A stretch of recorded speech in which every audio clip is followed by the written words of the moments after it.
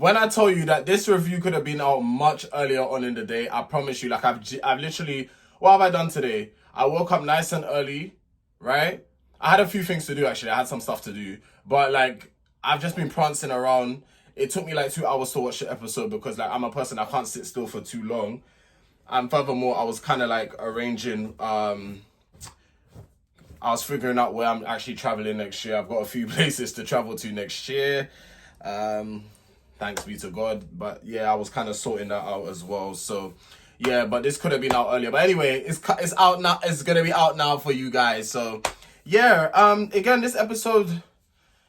yesterday's episode was slow, and this episode is slow. But one thing that I agree with Nicole, I agree with her with, is that they're moving very fast paced this season of Love Is Blind.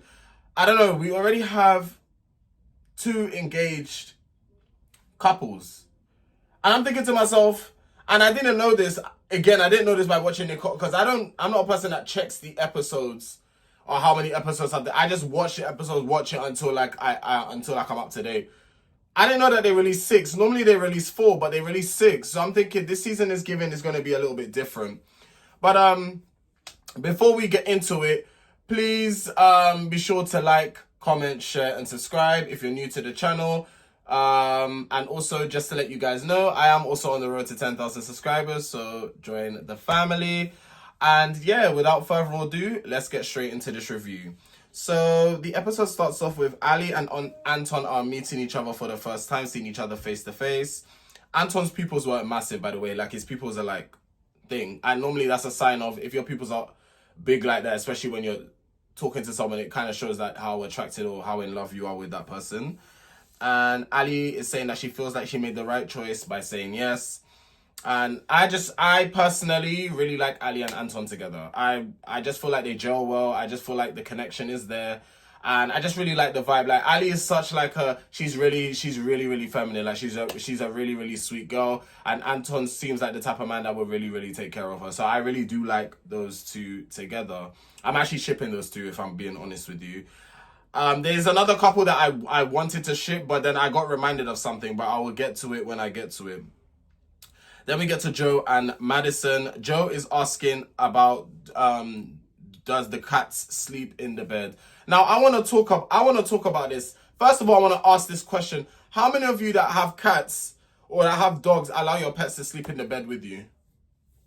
That's the question I want to ask.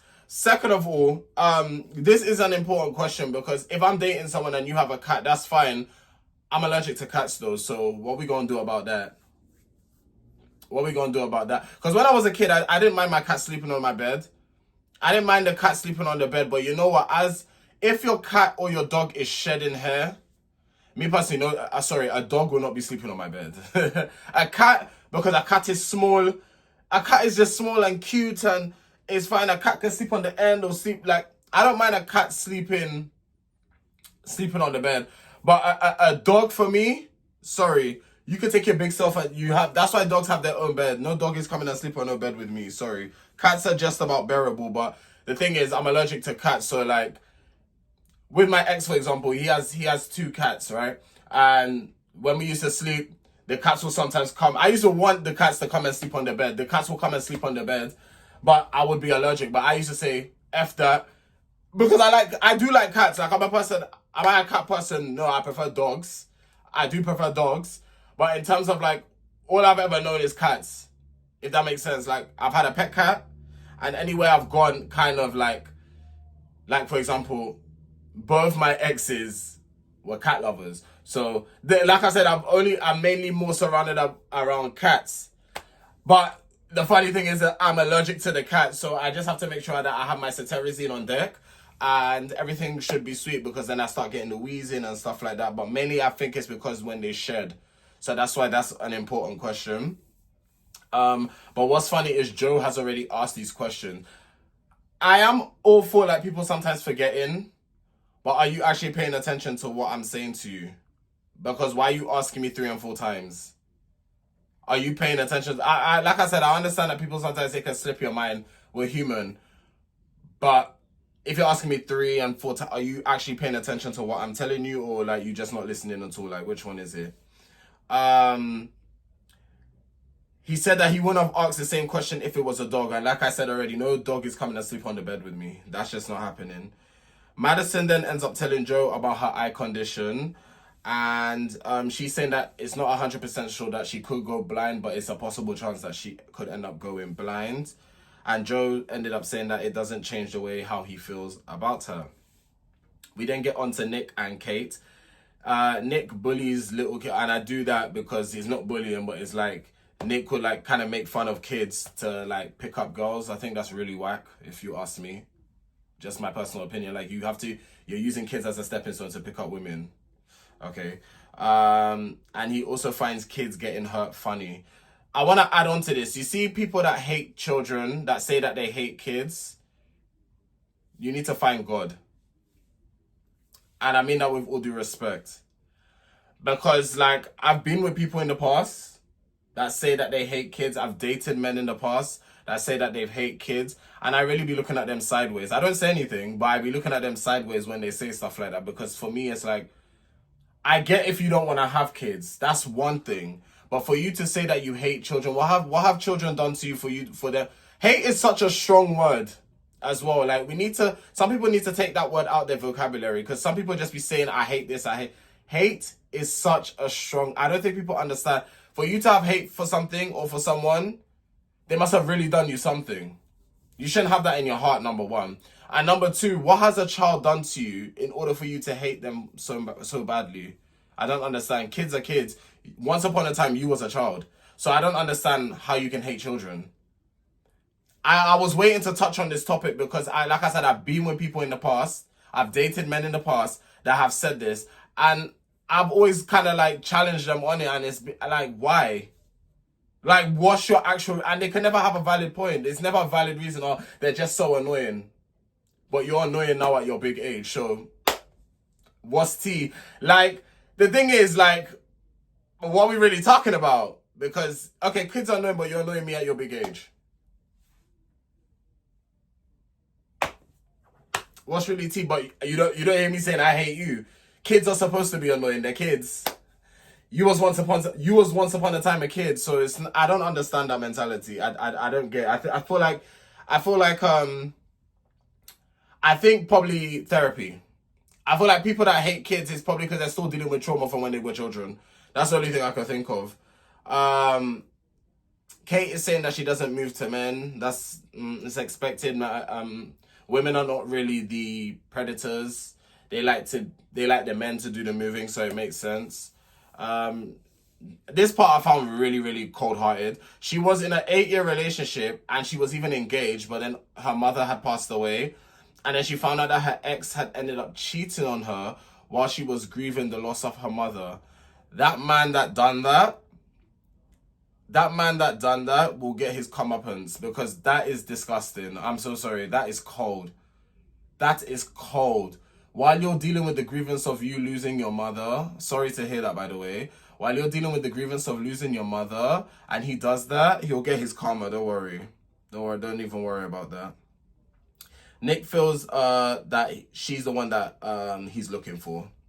We then get on to Nick and Annie. Annie needs to know that it's a yeah, 100%. Everything turns on Annie. She seems like a bit of a freaky girl. You see me, when I date a guy, when I date a guy, and I think, because it's on my mind now, I'm going to talk about it now. I like a man that's freaky, but also, I like a man that's freaky, but I also like a man that I could have sensible conversation with, and that we could talk about real life situations and I can have a laugh with. Because you just get those men, them disgusting dogs actually, let me call them. You get those men that just want to talk about sex, they're very sexual, very vulgar with the way that, like, I've had, guys, I can't repeat what some men have told me on like dating apps in the past and stuff like that. I can't tell you, obviously I'm not on dating apps now for, reasons. But if I was to actually tell you some of the messages that I've received in the past from men, yeah, men are dogs. Men are actually dogs, because like, you have no business talking to me like that and thinking that's acceptable behavior. Like, men are actually so vulgar that some of the messages I've actually, and to me, that's not, Like freaky is like a little flirtatious with a little cheekiness. You see, I like stuff like that, but the vulgarness sometimes that some men, and when you look at them as well, I'm just gonna say it plain out. You're not appealing to look at, so you can't be talking vulgar to me like that. I'm saying it for how it is. Like, I'm actually not gonna be like holding my tongue. You don't look appealing for you to be talking vulgar the way you're talking. Like, if you look at yourself, look at you and look at me. We don't, like, have respect for me, please. She said that the freakiest, like, I think Nick had asked her, oh, where's the most, like, kind of place that you've done it? And she said that she's had sex on a balcony on a vacation. Okay. He then starts talking about his D size. And actually, this is where I was meant to talk about it. And that's what I'm talking about. I get turned off very quickly when men start talking about this type of stuff. If later on when you start wanting to talk about, okay, cool, because that means I'm already feeling you enough for you to start talking like that.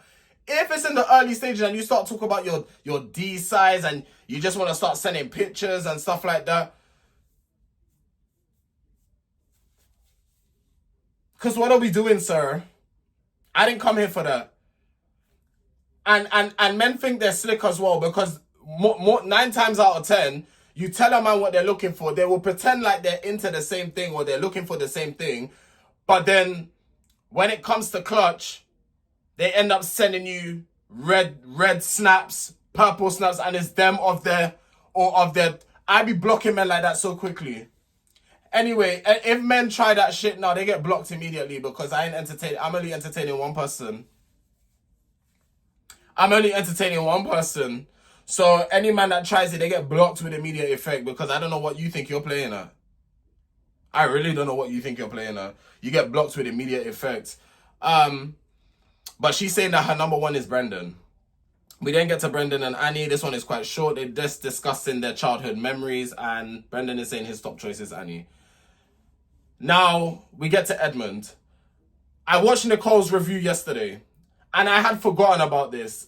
And I'm glad that I got reminded, but I didn't want to be reminded about it at the same time. But Nicole reminded me in her review that this guy picks his nose and eats it. Kalyabriah, I hope I said her name correctly. Kalyabriah, you can't be with this man. Not a pretty babe like Kalyabriah. She can't be. It's impossible. She can't be with him. Yeah, I think he's a very strange individual, because even then, he was just kissing the floor. Like, he was kissing the floor in the men's quarter and making noises, like pretending like he's kissing a woman. Edmund is a very strange individual. The floor is dirty. You don't know what's on the floor. People are walking on the floor with their shoes, their socks. People, like, you don't know what kind of germs. Even Brendan was watching him and was like, bro, what are you doing? Because what are you doing? He's a strange individual. And the thing is, I always like to say people are different. You know, people come in all shapes, sizes, formats, fonts. But in this case, I'm sorry, I'm judging. That is weird. I'm sorry, that is beyond weird. You're there going, mwah, mwah, pretending to kiss up the floor. You're kissing up the floor, pretending you're kissing a woman. And saying, I haven't kissed anything, Strange individual. And not only that, you pick your nose and you eat it. Nah, Calibria can't be with you. You're just a very odd individual. I'm so sorry. You're a very, very odd individual. There's being different, and then there's just high class weirdness. That in itself, I'm so sorry. No. And then we get to Edmund and Calibria. And yeah, I'm not. At first, I was like, oh, yes. Like I said, literally yesterday, I was like, oh, my God, this two, so sweet. The emotional intelligence. Calibria's really supportive and stuff like that. Obviously, what had happened in his earlier life is sad and tragic. But then, I watched the review. I watched Nicole's review, and I got reminded of the nastiness that he does.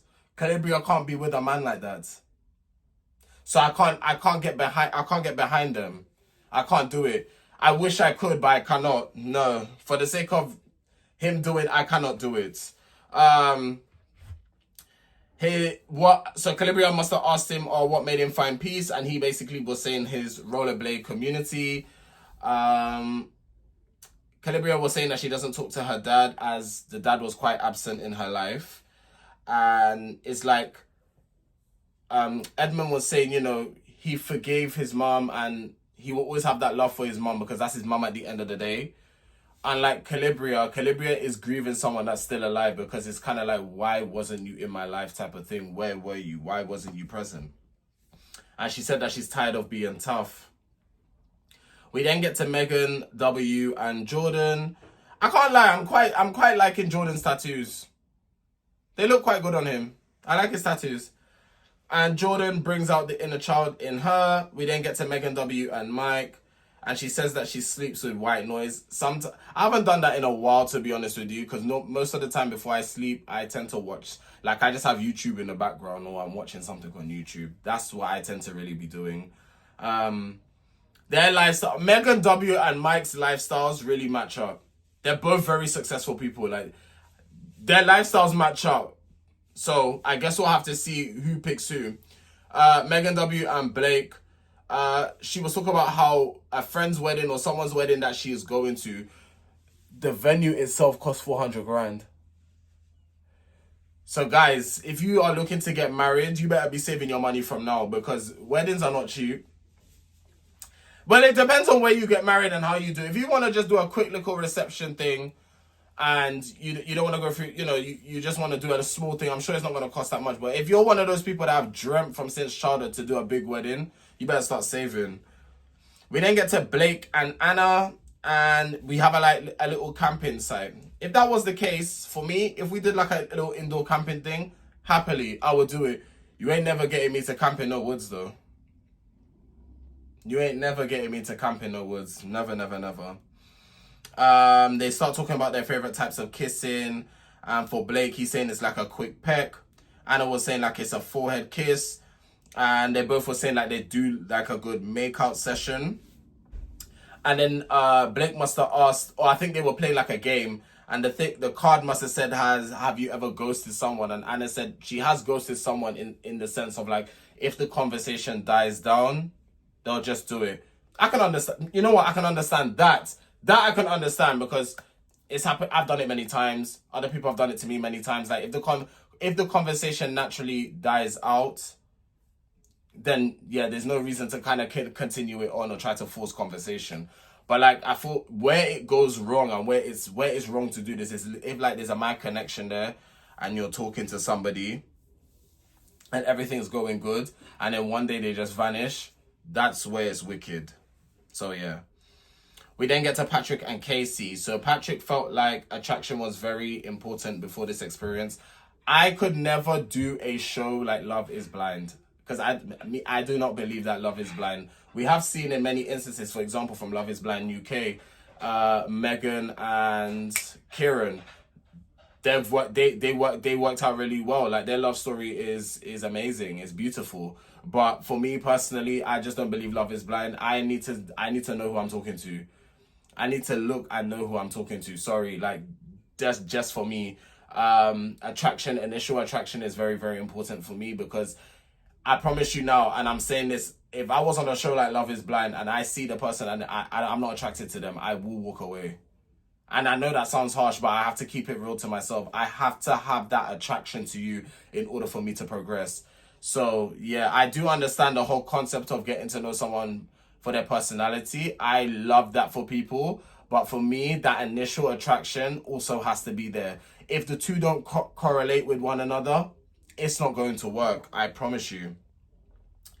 I don't quite understand why they was talking about ethnicity. I feel like we're giving away a little bit too much in this season. Like people are talking about ethnicities, where they grew up, where their parents are from. It's given too much away.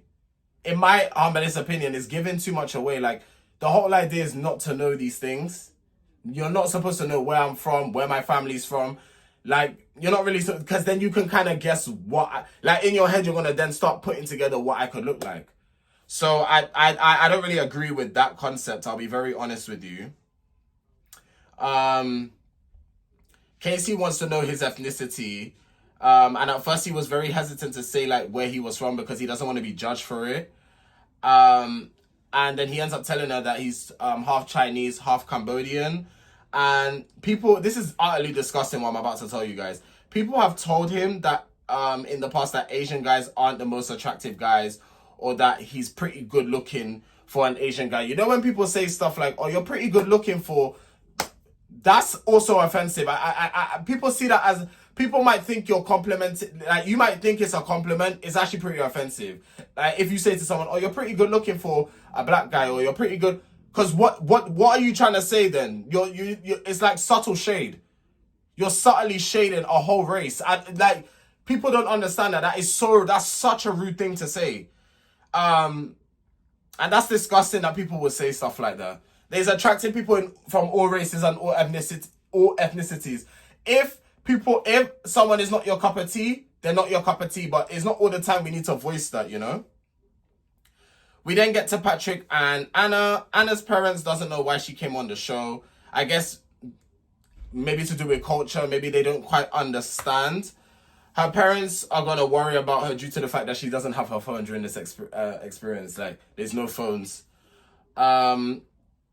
They start catching feelings for each other, and they are saying that they have both met their match. We then get to Joe and Madison. Joe wants to show her off to his family. He has never felt the spark he's feeling with Madison with anybody else. And Joe ends up getting on one knee and proposing to Madison. We now have our second engaged couple. Anna is saying on the outside world she wouldn't have given Patrick a chance, probably due to both their types being just white women and white men. But in this experience, you know, she's seeing things differently, and that she's really caught feelings for Patrick. Now, this is where the plot twist came in. Patrick entered the pod, and as he's talking and saying Anna, is Anna there? And I genuinely feel like this is where he was actually going to propose. Like, I get that feeling like this moment he was actually willing to propose, but Anna never turned up. And then obviously the episode ended. So I'm going to have to see and please, for the love of God, no spoilers. No spoilers, please. No spoilers, no spoilers, no spoilers. I ask, no spoilers. No spoilers. I'm doing it day by day, so no spoilers. But yeah, I'm just going to have to wait till episode 3 tomorrow to find out what's really going on over there. But thank you guys for tuning in. If you guys have enjoyed, don't forget to like, comment, share, and subscribe. And as you already know, we're on the road to 10,000 subscribers. And I will see you guys later. If you watch Big Brother, I will see you guys later for the review. Take care.